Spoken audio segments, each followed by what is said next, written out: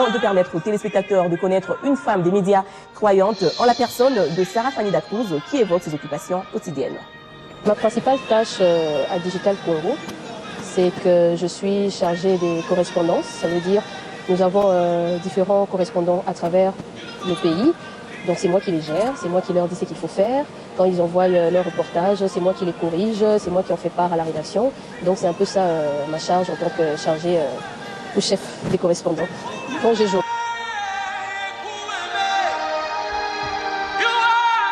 journal généralement le soir, j'arrive au bureau au plus tard 16h parce que le conseil de rédaction commence à 16h.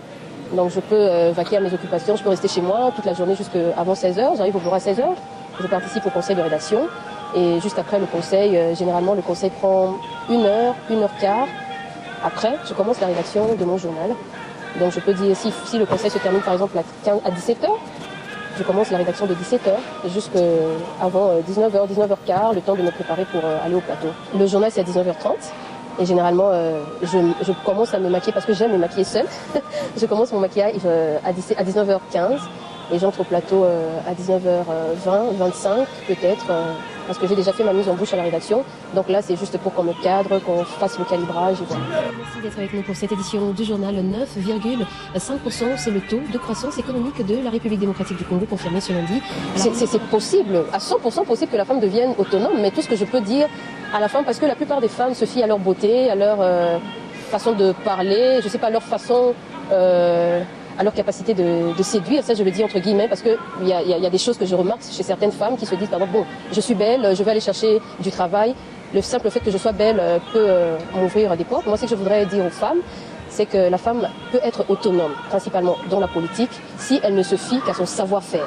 Quand une femme a la capacité de prouver ou de faire ce qu'on lui demande de faire au travail, je pense que cela suffit. On peut crier du matin au soir, parler de l'émancipation de la femme, parler de la prise en compte des femmes dans les prises des décisions. On peut en parler, mais lorsqu'une femme n'est pas compétente, je suis désolée, aucune porte ne sera ouverte à elle. Tout ce que je pourrais dire, c'est que la femme sage bâtit sa maison. Et pour parler, s'il faut donner une petite explication de la sagesse, la Bible dit également que la crainte de l'Éternel, c'est le commencement de la sagesse. Donc si cette femme craint l'Éternel, et elle est capable également de bâtir sa maison dans le sens où la femme sage, c'est celle qui aime son mari, c'est celle qui est soumise à son mari, c'est celle qui peut faire des bonnes choses pour sa maison, parce que l'insensée, elle renverse. C'est peut-être un thème très complexe, mais je préfère m'arrêter là, je ne suis pas pasteur. Donc en tant que journaliste, je pense que c'est tout ce que je peux dire.